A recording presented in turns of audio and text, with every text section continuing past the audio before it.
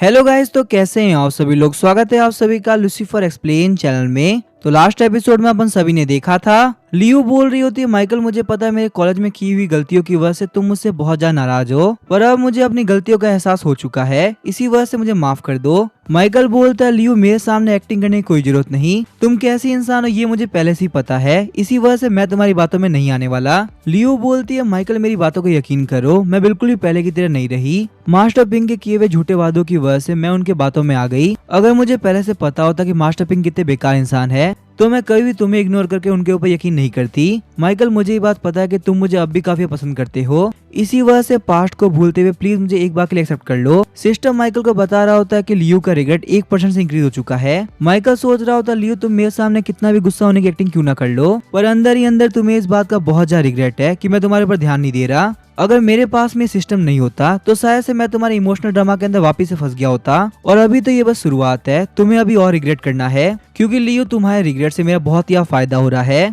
गुस्सा करते हुए लियो बोल रही होती है, माइकल अगर तुम्हें मुझसे सही से बात ही नहीं करनी थी तो आखिर तुमने मुझे यहाँ पे मिलने के लिए बुलाया है क्यों। माइकल बोल रहा होता है, मैंने तुम्हें यहाँ पे इसी वजह से बुलाया था कि मैं तुम्हारा रिएक्शन देख सकूं। तुमने ये सोचा भी कैसे कि तुम मेरे पास मुंह उठा के आओगी और मैं तुम्हें एक्सेप्ट कर लूंगा। और हाँ, आज जो भी कुछ हुआ ऐसे मोमेंट तुम्हारी लाइफ के अंदर आते रहेंगे। वहाँ जाते हुए लियो बोल रही होती है, माइकल तुमने बहुत ही गलत किया, इसके लिए मैं तुम्हें बिल्कुल भी माफ नहीं करने वाली। सिस्टम लगातार माइकल को बता रहा होता है कि लियो का रिग्रेट 1% से इंक्रीज हो चुका है। हंसते हुए माइकल बोल रहा होता है, लियो चाहे तुम कितनी भी एक्टिंग क्यों ना कर लो, इतनी बड़ी अपॉर्चुनिटी खोने का रिग्रेट तुम्हें हमेशा होता रहेगा। मुझे आज भी वो दिन क्लियरली याद है जब मुझे तुम्हारी रियलिटी पता चली थी। तो अभी हमें एक फ्लैशबैक का सीन दिखाया जाता है। लियो अपने एक दोस्त से बोल रही होती है, माइकल वो तो एक बहुत ही बड़ा कचरा है, आखिर तुम्हें लगा भी कैसे कि मेरे जैसी कॉलेज ब्यूटी और उस जैसे कचरे का साथ में कोई फ्यूचर हो सकता है। मैं तो उससे बात भी इसी वजह से करती हूँ ताकि वो मेरे कॉलेज के सारे काम कर दे। तुम्हें तो पता ही है ना कि उसकी औकात मेरे जूते उठाने की भी नहीं, तो उसे अपना बॉयफ्रेंड बनाना ये तो बहुत दूर की बात हो गई। माइकल बोल रहा होता है, सच में मुझे इस गेम के अंदर काफी मजा आ रहा है।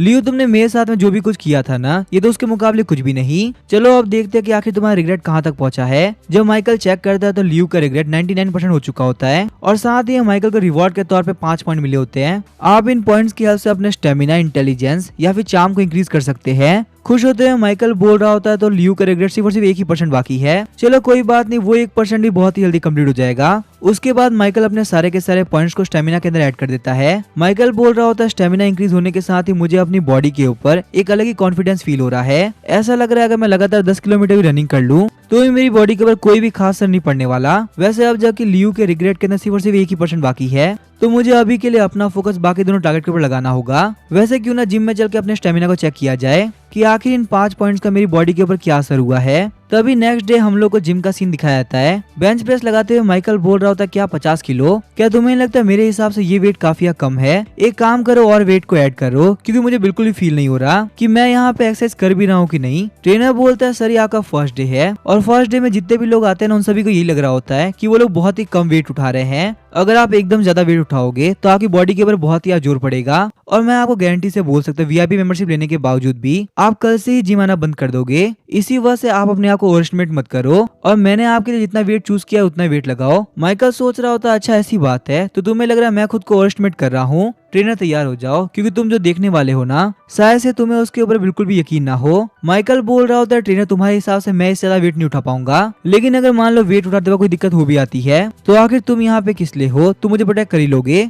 इसी वजह से तुम एक काम करो, तुम इस वेट को 150 केजी कर दो। शौक होते ट्रेनर बोल रहा होता है, क्या 150 केजी? कहीं तुम्हारा दिमाग तो खराब नहीं हो गया? इस वेट को उठाना मेरे लिए भी काफी मुश्किल है। 150 केजी की बेंच प्रेस सिर्फ प्रोफेशनल एथलीट ट्राई करते हैं, तो इसी वजह से तुम्हारे लिए इस वेट को उठाना बिल्कुल इम्पॉसिबल होगा। देखो हम लोग यहाँ पे स्टेप बाय स्टेप चलते हैं, अगर तुम्हें कोई इंजरी हो गई ना तो फालतू में ही हमारी जिम का नाम खराब होगा। माइकल बोलता है, ठीक है ट्रेनर, मैंने डिसाइड कर लिया, मैं यहाँ पे 150 केजी नहीं बल्कि 200 केजी की बेंच प्रेस लगाने वाला हूँ। माइकल की बातों को सुनकर ट्रेनर काफी परेशान हो गया होता है। माइकल सोच रहा होता है, जबकि मेरा स्टेमिना इंक्रीज हो चुका है तो मुझे इस बात का पक्का सी यकीन है मैं ये वेट इजीली संभाल लूंगा। ट्रेनर सोच रहा होता है, माइकल तुम एक बहुत ही बेकार इंसान हो, तुम्हें खुद को भी पता है कि 200 केजी की बेंच प्रेस तुम्हारे लिए बहुत ही ज्यादा है, तुम बस यहाँ पे अपने मजे के लिए मुझसे प्लेट उठवा रहे हो। माइकल बोल रहा होता है, ट्रेनर तुम मुझे बार मना क्यों कर रहे हो? कहीं तुम्हें इस बात का तो डर नहीं कि अगर मैंने 200 केजी की बेंच प्रेस लगा दी तो फिर से तुम्हारा नाम काफी खराब हो जाएगा, क्योंकि सालों से ट्रेनिंग करने के बावजूद भी तुम ये काम नहीं कर पा रहे। ट्रेनर बोलता है मिस्टर माइकल शायद से आपको नहीं पता कि आखिर 200 केजी वेट होता कितना है। अगर आपको पता होता तो आप मुझसे ये बेवकूफी करने के लिए बिल्कुल भी नहीं बोलते। लेकिन अगर आप यहाँ पे इतनी जिद कर रहे हो तो आप 200 केजी की बेंच प्रेस लगा सकते हो। लेकिन आपको एक पेपर के ऊपर साइन करना होगा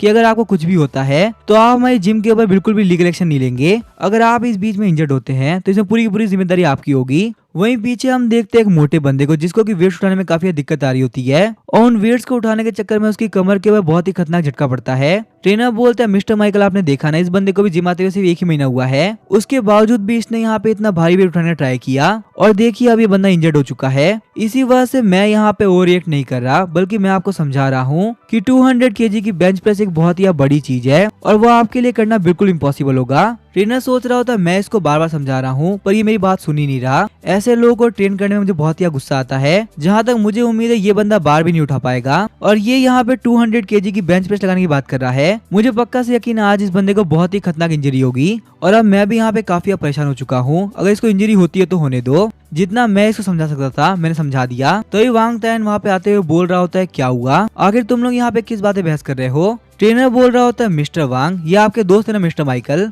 आज इनके जिम का पहला दिन है और मैं इनको बोल रहा हूँ धीरे धीरे वेट उठाना स्टार्ट करो, पर ये यहाँ पे जिद करे कि ये सीधे 200 केजी की बेंच प्रेस लगाएंगे। मैंने इनको कितनी बार समझाया कि इनको इंजरी हो सकती है पर ये मेरी बात सुनने को तैयार ही नहीं। युआन बोल रही होती है माइकल ये तुम्हारी भलाई के लिए बोल रहा है, 200 केजी की बेंच प्रेस बहुत ज्यादा होती है, इससे तुम इंजर्ड हो सकते हो। माइकल बोल रहा होता है अगर तुम लोग को सही में लगता है कि मैं ये काम नहीं कर पाऊंगा तो क्यों ना हम लोग के बीच में एक बैट हो जाए। ट्रेनर बोल रहा होता है आखिर तुम किस तरह के बैट के बारे में बात कर रहे हो। माइकल बोल रहा होता है बिल्कुल सिंपल सी बैट है, अगर मैंने 200 केजी लिफ्ट कर लिया तो मेरी जिम की मेंबरशिप तुम पे करोगे और अगर मैं ये काम नहीं कर पाया तो फिर मैं पर्सनल ट्रेनिंग के सेशन को डबल कर दूंगा। माइकल की बातों को सुनकर ट्रेनर काफी परेशान हो गया होता है। ट्रेनर सोच रहा होता है ये बंदा बहुत ही ज्यादा अजीब है, हमारे जिम की मेंबरशिप की फीस बहुत ही ज्यादा है, इस गरीब से बंदे को देख के बिल्कुल नहीं लगता कि ये यहाँ पे जिम की मेंबरशिप को आगे अफोर्ड भी कर पाएगा, तो मुझे इसके साथ में कोई बेट लगाने की बिल्कुल जरूरत नहीं। माइकल बोलता है मैं जानता तुम्हारे दिमाग में क्या चल रहा है, तुम्हें टेंशन लेने की बिल्कुल भी जरूरत नहीं क्योंकि मैं अपना कार्ड साथ में लेके आया हूँ। अगर तुम्हें लगता है कि मैं अपनी बात से पीछे हटूंगा तो मैं यहाँ पे प्री पेमेंट करने के लिए भी तैयार हूँ। युआन सोच रही होती है मुझे बिल्कुल भी समझ में नहीं आ रहा आखिर यहाँ पे माइकल ये बैट लगा ही क्यों रहा है, क्योंकि अगर ध्यान से देखा जाए तो माइकल बहुत ही ज्यादा दुबला पतला है, उसके लिए 200 केजी उठा पाना बिल्कुल इम्पॉसिबल होगा। यहाँ पे जेंगसी से बैट लगाने के बाद माइकल की सिर्फ और सिर्फ बेइज्जती होगी। युआन बोलते अगर बैट ही लगानी है तो क्यों ना पहले 100 केजी ट्राई किया जाए, वैसे भी 200 केजी की बेंच प्रेस पे इंजरी का खतरा बहुत ही बढ़ जाता है। माइकल बोल रहा होता है मिस्टर ट्रेनर क्या तुम्हें अभी काफी डर लग रहा है, चलो मुझे क्लियरली बताओ आखिर तुम बैट लगाओगे या नहीं। जेंगची बोल रहा होता है मिस्टर माइकल अगर आप यहाँ पे इतनी जिद कर रहे हैं तो मेरे पास में आपकी बात मानने के सिवा और कोई चारा नहीं बचा। अगर आपको ये बैट लगा के अपनी बेइज्जती करवाने का बहुत ही शौक हुआ है तो फिर मैं यहाँ पे कुछ भी नहीं कर सकता, लेकिन फिर भी मैं आपको बोलना चाहूंगा डायरेक्टली 200 केजी वेट उठाना बहुत बड़ी बेवकूफी होगी। आप यहाँ पे इस बैट की शुरुआत लोअर वेट से कर सकते हो, अगर आप कम वेट को नहीं उठा पाए तो हम यहाँ पे इस बैट को कैंसिल कर देंगे। साथ ही में जेंगची सोच रहा होता है भले ये बंदा काफी कमजोर दिखे पर इतनी बड़ी बैट लगाते वक्त भी काफी कॉन्फिडेंट दिख रहा था, अगर गलती से भी इसने वेट उठा दिया ना तो मेरे लिए काफी बड़ा लॉस हो जाएगा। लेकिन जैसे ही माइकल बेंच प्रेस लगाने वाला होता है हम देखते वो उस बार को नहीं उठा पा रहा होता। जेंगची बोलता है मैंने पहले से ही कहा था ना 200 केजी बहुत ज्यादा होता है। मिस्टर माइकल आपने देखा ना ये आपसे हिला तक नहीं, आप फालतू में यहाँ पे कब से जिद किए जा रहे थे, लेकिन अचानक से हम देखते हैं माइकल ने वेट को उठा लिया होता है। माइकल को 200 केजी की बेंच प्रेस लगाते हुए देख के वहाँ पे सारे लोग काफी शॉक हो गए होते हैं। जेंगची बोलता है आखिर ये कैसे पॉसिबल है, मिस्टर माइकल यहाँ पे लगातार बेंच प्रेस लगाए जा रहे हैं और काफी अजीब बात तो ये है कि इन्हें ये काम करने में बिल्कुल भी दिक्कत नहीं हो रही। शर्माते हुए युआन सोच रही होती है 200 केजी की बेंच प्रेस, मैंने आज तक वांग तायरन को भी 200 केजी की बेंच प्रेस लगाते हुए नहीं देखा और वांग तायरन के मुकाबले माइकल की बॉडी बहुत ही लीन है। माइकल को देख के बिल्कुल नहीं लगता कि इतना स्ट्रॉन्ग हो सकता है। 20 सेट लगाने के बाद में माइकल बोल रहा होता है अब तुम्हें यकीन हो गया होगा कि मैं सच में इतना स्ट्रॉन्ग हूँ कि मैं 200 केजी की बेंच प्रेस लगा सकूं। अब जबकि मैं ये बैट जीत चुका हूँ तो टाइम आ चुका है कि तुम मुझे मेरा रिफंड दो। क्यों मिस्टर जेंगची हमारी बैट के बारे में तुम्हें सही से याद तो है ना। वांग तायरन मैं कुछ दिनों बाद वापस से आऊंगा ट्रेन करने के लिए, तब तक मैं तुमसे उम्मीद करता हूँ कि तुम मेरे लिए एक अच्छा ट्रेनर ढूंढ के रखोगे, क्योंकि इतनी छोटी सी बात के पीछे जेंगची ने मेरा काफी टाइम वेस्ट कर दिया। तभी माइकल के फोन के ऊपर जिनुओ का फोन आने लगता है। माइकल बोलता है मुझे किससे मिलने के लिए जाना है, इसी वजह से अब मैं यहाँ पे ट्रेन नहीं कर सकता। वांग और युआन मैं तुम लोगों से बाद में मिलता हूँ। युआन सोच रही होती है तो माइकल की एक गर्लफ्रेंड भी है। सच में लड़कियों के अंदर भी माइकल की चॉइस काफी कमाल की है। आगे हम देखते हैं माइकल जिनुओ से मिलने के लिए आ गया होता है। जिनुओ बोल रही होती है माइकल तूने पास्ट की बातों को भुला के मेरी काफी हेल्प करी है, अब मैं ज्यादा कुछ तो कर नहीं सकती, इसी वजह से मैंने तुम्हें ट्रीट देने के लिए बुलाया है। लेकिन जिनुओ की बातों में माइकल बिल्कुल भी रिएक्ट नहीं कर रहा होता। जिनुओ सोच रही होती है आखिर माइकल को हुआ क्या है, वो मेरी बातों पे बिल्कुल भी रिएक्ट क्यों नहीं कर रहा। लेकिन शायद से मुझे लगता है माइकल मेरे सामने टफ बनने की एक्टिंग कर रहा है,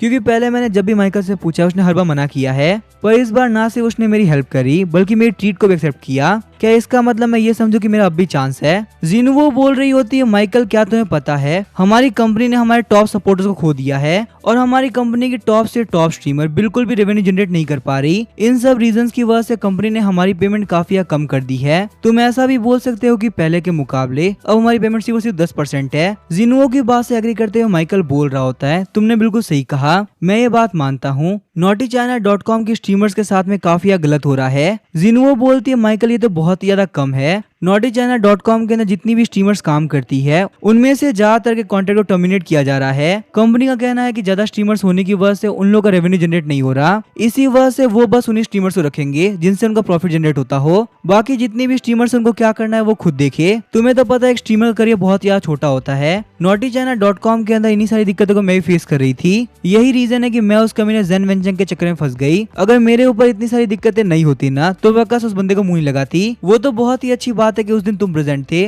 वरना उस कमीने जेन वेंचंग ने सारा का सारा इल्जाम मेरे ऊपर लगा दिया था। अगर माइकल तुमने मेरी हेल्प नहीं करी होती ना तो पक्का से मैं बहुत बड़ी दिक्कत में फंस जाती। माइकल सोच रहा होता मैं जानता हूँ कि तुम मुझे यहाँ पे इतना थैंक यू क्यों बोल रही हो, क्योंकि तुम ये बात क्लियरली जानती हो कि तुम्हारी कंपनी से बहुत बड़ी कंपनी मैं ओन करता हूँ। अगर मैं वो पहले वाला माइकल होता जिसके पास में बिल्कुल भी पैसे नहीं थे तो मेरे हेल्प करने के बावजूद भी तुम मुझे थैंक यू नहीं बोलती, बल्कि तुम्हारा ये कहना होता कि एक टॉप स्ट्रीमर का फेवर पाने के लिए तुमने ये सब कुछ किया है। इसी के साथ माइकल बताना स्टार्ट करता है कि अगर आपके सामने ऐसा कोई बंदा आ जाए तो फिर आपको उस बंदे के साथ में कैसे बिहेव करना है। सबसे पहले उस बंदे को उम्मीद दो कि उसके पास में अब भी मौका है तुम्हें पाने का, और जैसे ही उस बंदे को लगे कि तुमने उसे फंसा लिया है उसी वक्त उस बंदे का इल्यूजन हमेशा हमेशा के लिए दूर कर दो। उसे क्लियरली फील कराओ कि एक अकेला वही बंदा है जिससे कि आप सही से बात नहीं करते। उसे हर बार इस बात का गिल्ट होना चाहिए कि उसने आपके साथ में ऐसा बिहेव क्यों किया। शायद अगर उसने सही से बिहेव किया होता तो शायद से वो भी आपकी गुड लिस्ट के अंदर होता। उसके बाद माइकल जिनुओ से बोल रहा होता है तुम्हें बार बार थैंक यू बोलने की कोई जरूरत नहीं, सही सही बोलो तो मैं यहाँ पे इसी वजह से आया था क्योंकि मुझे तुम्हारी हेल्प चाहिए। माइकल की बात सुनने के साथ ही जिनुओ काफी खुश हो गई होती है। जिनुओ बोलती है माइकल फटाफट से बताओ आगे तुम्हें क्या हेल्प चाहिए, चाहे तुम्हें किसी भी तरह की हेल्प की जरूरत हो मुझे चलेगा। माइकल बोलता है पुशीकैट टीवी के अंदर बहुत सारी स्ट्रीमर्स है,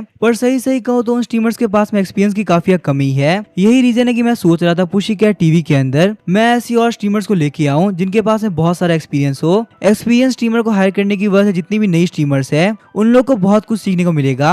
जैसे ही माइकल बोलने वाला होता है कि इस काम के लिए तुम काफी अच्छी हो, तभी हम देखते हैं माइकल को एक कॉल आता है। फोन पे बात करने के बाद माइकल बोल रहा होता है जिनो मुझे माफ करना, मुझे एक बहुत ही अर्जेंट काम के लिए यहाँ जाना होगा, लेकिन तुम बिल्कुल भी टेंशन मत करो, हम इसके बारे में बाद में बात करेंगे। ये बोलने के साथ ही माइकल वहाँ से निकल गया होता है। जिनो सोच रही होती है लगता है मेरी बात बन गई। माइकल के हिसाब से उसे एक एक्सपीरियंस स्ट्रीमर चाहिए और मुझे नहीं लगता कि स्ट्रीमिंग इंडस्ट्री के अंदर मुझसे एक्सपीरियंस किसी के पास होगा। और माइकल मुझसे क्लियरली बोल रहा था कि उसे मेरी हेल्प चाहिए, तो ये बात तो पक्की है कि वो मुझे हायर करेगा, मुझे अपनी तैयारी पक्की रखनी होगी। तभी हम देखते हैं जेन किनकिन नाम के एक स्ट्रीमर ने पोस्ट करा होता है कि पुशीकैट टीवी में आने के बाद उसे कितना फायदा हुआ। NaughtyChina.com के साथ में कॉन्ट्रैक्ट को टर्मिनेट करके मैंने अपनी लाइफ का सबसे अच्छा काम किया है। सिस्टम बता रहा होता है कि जिनुओ का रिग्रेट 5% इंक्रीज हो चुका है। माइकल बोलता है जिनुओ ये तो बस शुरुआत है, तुम्हें अभी और रिग्रेट करना होगा क्योंकि तुम्हारे रिग्रेट से मुझे बहुत ही फायदा हो रहा है। आगे हम लोग को जिनुओ के घर का सीन दिखाया जाता है। जिनुओ सोच रही होती है जेन किनकिन को मैं जानती हूँ, वो एक बहुत ही एक्सपीरियंस स्ट्रीमर थी, पर इतनी भी नहीं कि वो मेरे लेवल पे आ जाए। उसके कॉन्ट्रैक्ट को टर्मिनेट करने में कम से कम $2 मिलियन लगे होंगे। अगर उसके लेवल के इंसान भी पुशीकैट टीवी को ज्वाइन कर सकती है तो ये बात तो पक्की है कि किसी वक्त मुझे कॉल आता होगा कि मैं NaughtyChina.com के साथ में कॉन्ट्रैक्ट को टर्मिनेट कर दूं और पुशीकैट टीवी को ज्वाइन कर लूं। बस दिक्कत की बात ये है कि मैंने पहले के टाइम में माइकल को बहुत बार ऑफेंड कर रखा है। अगर मैंने बस वो गलती नहीं करी होती ना तो माइकल की फर्स्ट चॉइस मैं होती। मैं जितनी बार भी सोचती हूँ ना मुझे अपनी हरकतों का बहुत ज्यादा रिग्रेट होता है। यहाँ तक कि माइकल की नजरों में मैं इतनी नीचे हूँ कि उसने मुझसे पहले जेन किनकिन को चूज कर लिया है। नेक्स्ट डे हम लोग को NaughtyChina कंपनी का सीन दिखाया जाता है। जिनुओ के वहाँ पे आने के साथ ही सारी की सारी टीमों से दूर भागना स्टार्ट कर देती है। उन लोग की हरकतों को देखते हुए जिनुओ को समझ में नहीं आ रहा होता। जिनुओ बोल रही होती है क्या हुआ, तुम लोग मेरे साथ में ऐसे बिहेव क्यों कर रहे हो। तभी हम देखते हैं NaughtyChina कंपनी का बॉस अपने ऑफिस से बाहर निकलता है। चिढ़ते हुए वो बोल रहा होता है जिनुओ फटाफट से ऑफिस के अंदर आओ, तुमने यहाँ पे जो भी हरकत करी है ना उसके लिए तुम्हें सही से जवाब देना होगा। जिनुओ मेरी बात ध्यान सुनो, तुमने हमारे टॉप इन्वेस्टर को काफी गुस्सा कर दिया है। तुमने जिस बंदे को फंसाया था ना वो हमारी बॉस का बॉयफ्रेंड था और वो जो इन्वेस्टर है वो अपने सारे के सारे फंड हमारी कंपनी से बाहर निकालना चाहती है। तुम्हें पता भी है अगर वो ये काम कर देंगी तो फिर हमारी नोटी चाइना कंपनी को कितना बड़ा लॉस होगा।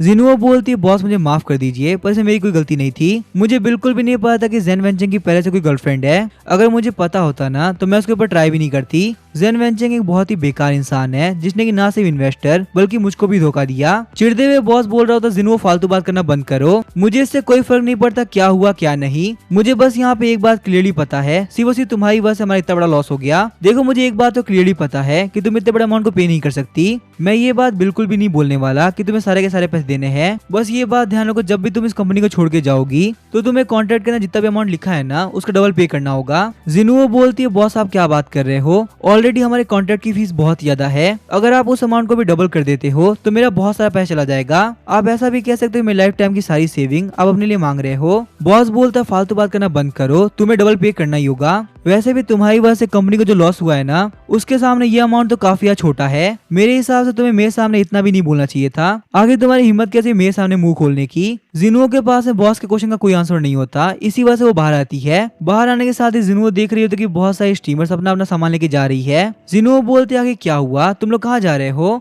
बाकी सारे स्टीमर्स बोलते बिल्कुल सिंपल सी बात है, आगे हम लोग कहाँ जाएंगे, हम सारे लोग naughtychina.com को छोड़ के पुशीकैट टीवी पे जा रहे हैं। तुम्हें तो पता ही ना कि हमारे प्यारे माइकल की कंपनी कितनी कमाल की है। वो ना सिर्फ बहुत ज्यादा पे करता है बल्कि वहाँ पे स्ट्रीमर्स को बहुत ही रिस्पेक्ट भी मिलती है। और तुम यही सोच रही होगी ना कि मेरी कीमत इतनी कमाल कैसे कि मैं पुशीकैट टीवी को ज्वाइन कर पा रही हूँ। देखो बात कुछ ऐसी है, मेरी एक बहुत ही करीबी दोस्त पुशीकैट टीवी के स्ट्रीमर्स की फर्स्ट बैच में से एक है और उसने ही मुझे वहाँ पे रिकमेंड किया और मेरी बात बन गई। तुम्हें पता है वहाँ पे जाने के साथ जो अमाउंट मिल रहा है ना उसके सामने कॉन्ट्रैक्ट टर्मिनेट करना कुछ भी नहीं है। मुझे लगता है सिर्फ 2 से 3 महीने के अंदर मैं वो अमाउंट कमा लूंगी। जिनुओ में तो यही बोलूंगी अगर तुम्हारा मौका लगे ना तो तुम भी पक्का समझ चले जाना, क्योंकि naughtychina.com में रह के ना तुम्हें पैसा मिलेगा और ना ही रेस्पेक्ट। वही हम देखते हैं जिनुओ सोच रही होती है, ये बिल्कुल सही कह रही है। naughtychina.com बहुत ही लॉस में चल रही है और आज नहीं तो कल naughtychina.com पक्का से बर्बाद हो जाएगी। मुझे एक ऐसी पे रहने की कोई जरूरत नहीं जिसका डूबना तय हो। अगर मैं सही में चाहता हूँ कि मैं अपनी लाइफ में कुछ भी अच्छा कर पाऊँ तो मुझे सबसे पहले इस कंपनी को छोड़ने का रिस्क लेना होगा।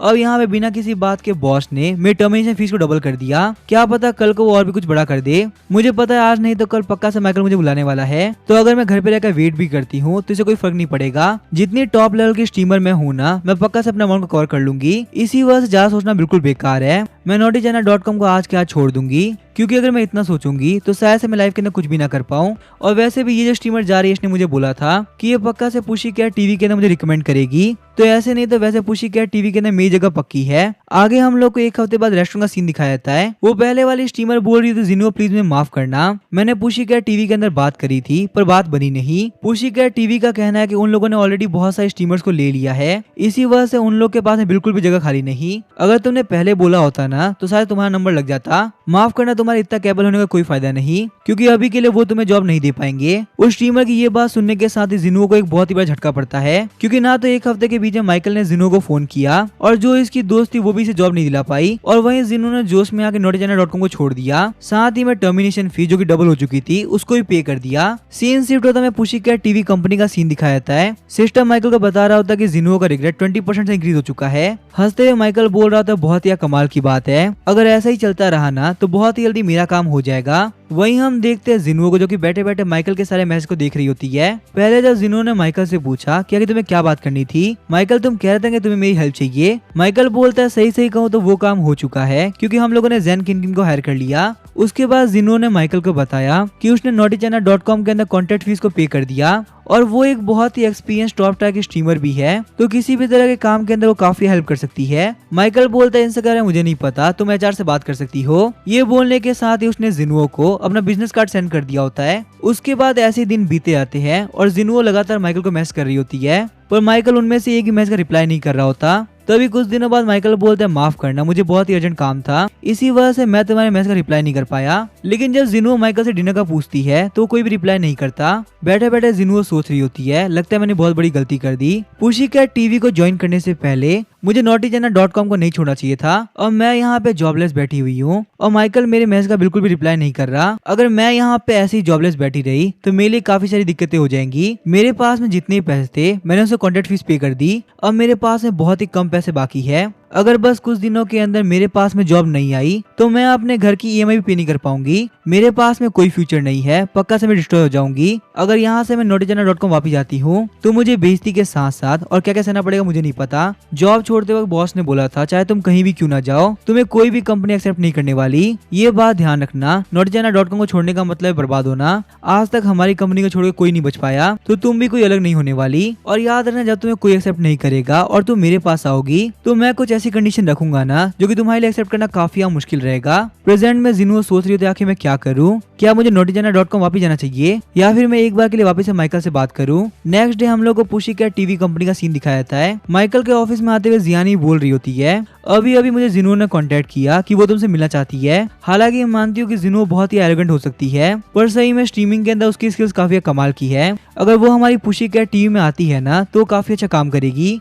तो इसी वजह से मैं तुमसे पूछने के लिए आई हूँ कि तुम क्या करना चाहोगे। माइकल बोलता है जियानी अगर तुम बोल रही हो ना कि उसकी स्किल्स काफी कमाल की है तो हम पक्का ट्राई करेंगे। वैसे भी एक बार मिलने में कुछ नहीं आता। आगे हम लोग को कैफे का सीन दिखाया जाता है। माइकल और जिनुओ दोनों ही बात करने के लिए बैठे होते हैं। जिनुओ का फेस देखते हुए माइकल सोच रहा होता है तो फाइनली अब इसका एरोगेंस पहले के मुकाबले काफी कम हो चुका है। मुझे लगता है अब मैं जिनुओ को अपनी कंपनी के अंदर ले सकता हूँ, इसमें कोई दिक्कत नहीं होने वाली। जिनुओ बोलते माइकल तुम्हें पता मुझे लगता था कि मैं सबसे ज्यादा बेस्ट हूँ, चाहे लुक की बात हो या स्किल्स की, कोई भी स्ट्रीमर मेरे आसपास भी नहीं आती और आगे चल के स्ट्रीमिंग इंडस्ट्री के अंदर मैं सबसे बड़ा नाम बनूंगी, चाहे मैं notichannel.com के अंदर हूँ या फिर किसी और कंपनी के अंदर। इससे मेरे ऊपर कोई दिक्कत नहीं आने वाली क्योंकि मैं एक टॉप स्ट्रीमर हूँ। पर जैसे ही मैंने notichannel.com को छोड़ा किसी भी और कंपनी ने मुझे एक्सेप्ट करने से मना कर दिया। तब जाके मुझे पता चला शायद से मैं उतनी भी कुछ खास नहीं, क्योंकि notichannel.com के इन्फ्लुएंस के सामने मैं अब कुछ नहीं कर पा रही। माइकल मैं तुमसे मिलने के लिए इसी वजह से आई हूँ क्योंकि मुझे एक चांस चाहिए, प्लीज मुझे पुशीकैट टीवी के अंदर रख लो वरना मैं पक्का से बर्बाद हो जाऊंगी। लेकिन तभी हम देखते हैं माइकल बोलता है जिन्हो तुम्हें अब और बोलने की कोई जरूरत नहीं।